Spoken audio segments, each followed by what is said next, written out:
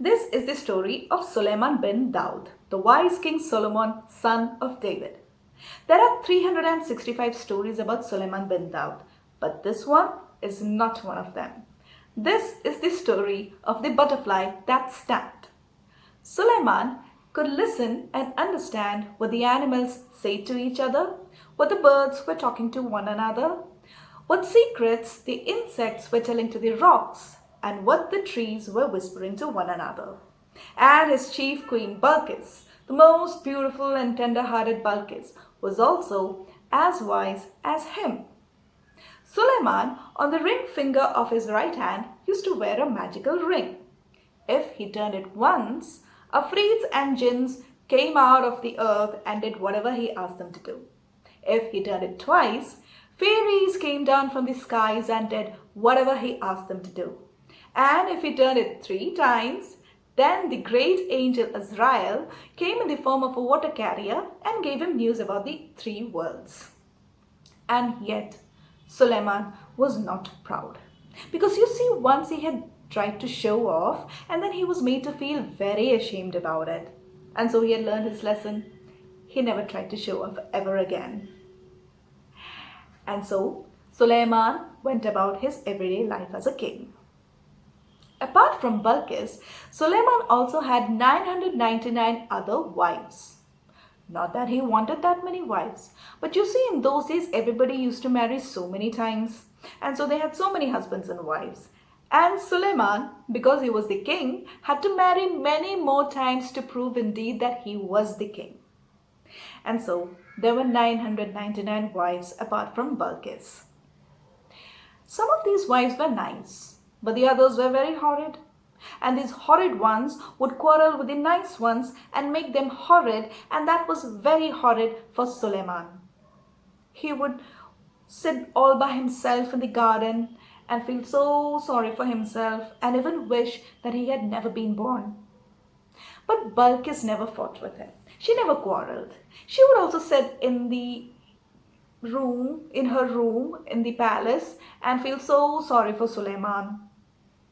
Once, all these 999 wives quarreled with one another for 3 weeks at a stretch, and it was so too much for Suleiman that he went out of the palace, reached the heart of his garden, the palace garden, and there, amidst the heavily scented ginger plant, the lilies, and beside the camphor tree, he sat down and once again wished that he had never been born.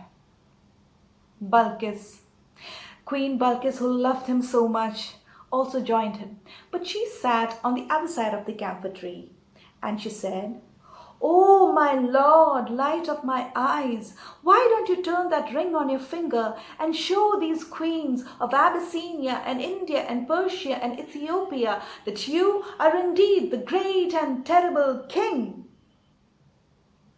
And Suleiman said, "Oh, my lady, delight of my life, I cannot show off. Remember what happened the last time I did so?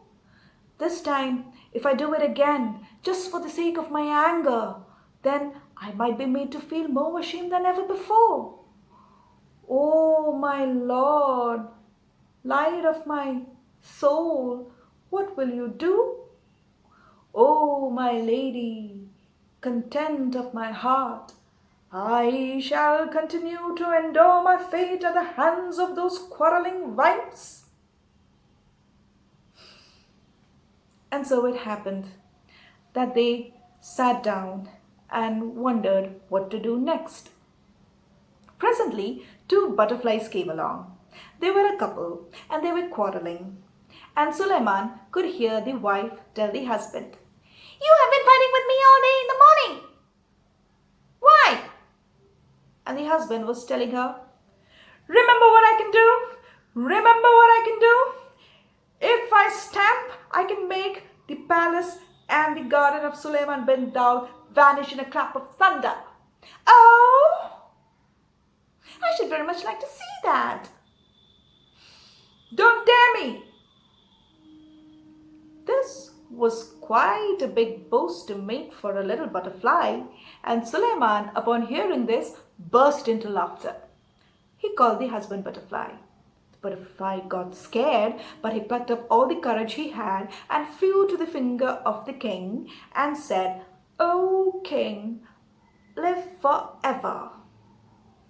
And Suleiman asked him, "Little brother, what made you say that to your wife?" And he said, "O king, you know what wives are like. I just said that to keep her quiet. She has been quarreling with me since morning." And Suleiman said, "Ho ho, well, may it quiet her. Go back to your wife, little brother, and let me hear what you have to say her more." And so the butterfly went back, and he was greeted by his wife, who said, "He heard you! Suleiman bin Daud heard you! Of course he heard me. I meant him to hear me. Oh, and what did he say? Huh? What did he say? Well, he told me that he has spent a lot of gold to build this palace, and the oranges are ripening, and so he asked me not to stamp, and I have promised him that I will not stamp and make his garden and palace vanish." Gracious. Now, Balkis, who was sitting on the other side of the camphor tree, also had heard this conversation, and she said to herself, "If I am as wise as my lord, I can help him." And then she called the wife butterfly.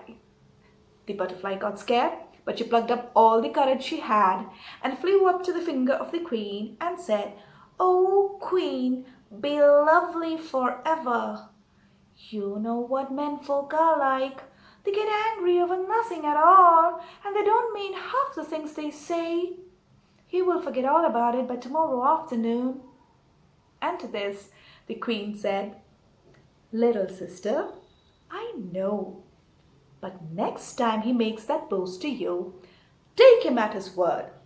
Ask him to stamp and see what happens. He will be so ashamed." The wife thought that sounded pretty good, and, thanking the queen, flew back to her husband. For a few minutes everything was fine, but they soon started quarreling again, and this time more louder and harsher than before. And the husband could soon be heard saying, "Remember what I can do?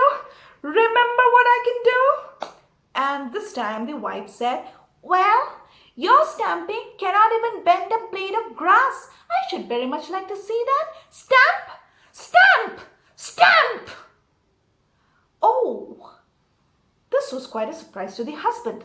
He flew back to King Suleiman, and said, "Oh king, she wants me to stamp. You know I can't do that. I cannot stamp and make your palace and garden vanish. Oh, now she will never listen to me again. She will always laugh at me."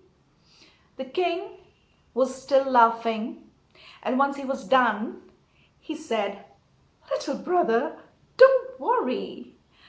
I'll help you." And so, for the sake of this little butterfly, Suleiman turned the ring on his finger once, and soon there were frites and gins in his presence. And he told them, "Slaves, when this little gentleman here stamps his left foot, make the palace and garden vanish in a clap of thunder. And when he stamps again, carefully bring them back." Little brother, go back to your wife and stamp with all the mind that you have to. The butterfly, encouraged, flew back and was greeted by his wife, who said, "I dare you to do it! I dare you to do it! Stamp! Stamp now! Stamp!" And so the butterfly stamped. And the moment he stamped, there was a loud clap of thunder. It was an awful noise, and the palace and the garden vanished, leaving everything inky black. And the wife butterfly, she grew frightened. She said, "Oh, everything is so dark and frightening. Oh, darling husband, please bring it back. I will be good. I'll never say anything to you again." And Suleiman, who was listening to all of this and laughing, said, "Little brother, come on, stamp again. Give me back my garden, O gracious magician." And so the butterfly stamped again. And this time the palace and the garden came back. And Suleiman was so full of laughter. And the husband butterfly could be heard telling the wife, "See what your nagging has led me to do? I don't mind writing it for you and the king. That is why I brought it back." And the wife butterfly was so grateful that he had kept his promise and brought back the palace and garden. While the king was enjoying this jest, something else was happening. All the other 999 wives who were sitting in their palace came rushing out, and they were howling and screaming and wondering loud as to what happened. And seeing them come out with so much of commotion, Queen Balkis walked up to them and said, "Oh, queens, what is bothering you? What is the trouble?" And the queens said, "What is our trouble? You are asking us what is our trouble? We were sitting peacefully in our rooms in the palace when suddenly the palace vanished and everything was dark and there was noise and there was a freeze and there were jinns walking around. That is our trouble, O Queen Balkis, and we are extremely troubled by this trouble because it was an extremely troublesome trouble, unlike any troublesome trouble we have ever known."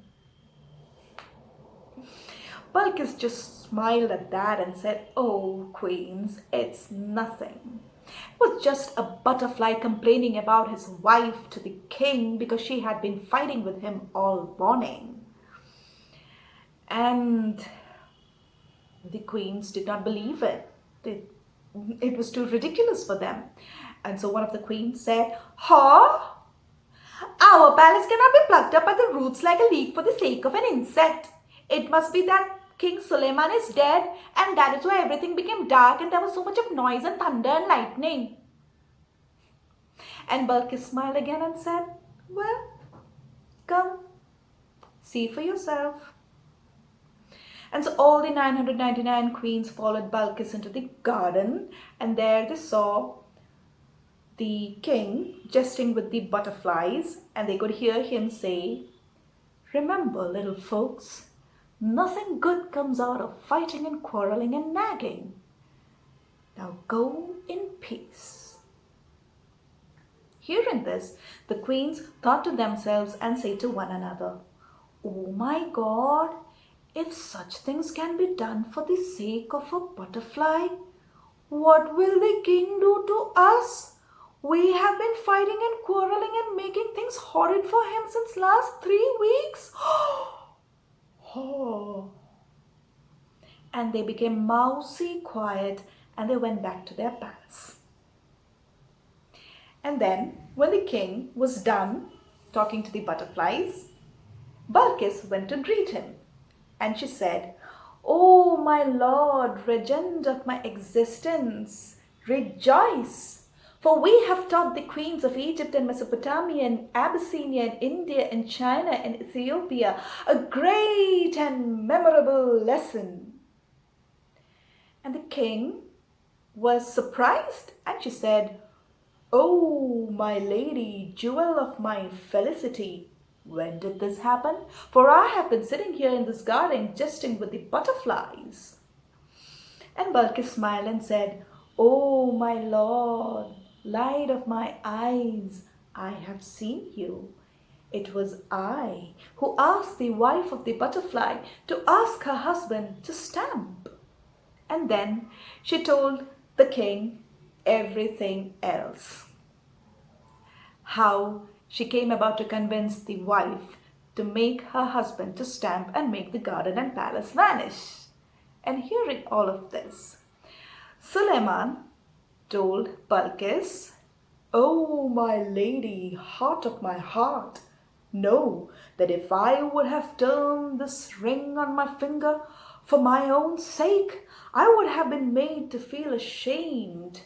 But by your wisdom, I have done it so for the sake of a butterfly, and in doing so, I have delivered myself of all the vexations of my vexatious queens. Oh, my lady, sweetener of my days, how did you come to be so wise? And Balkis, the most beautiful and tender-hearted Balkis, looked at King Suleiman and said, "Firstly, O my lord, because I love you. And secondly, O my lord, because I know what women are like." And so Balkis and the king walked back to the palace and lived happily ever after. Wasn't that clever of Balkis?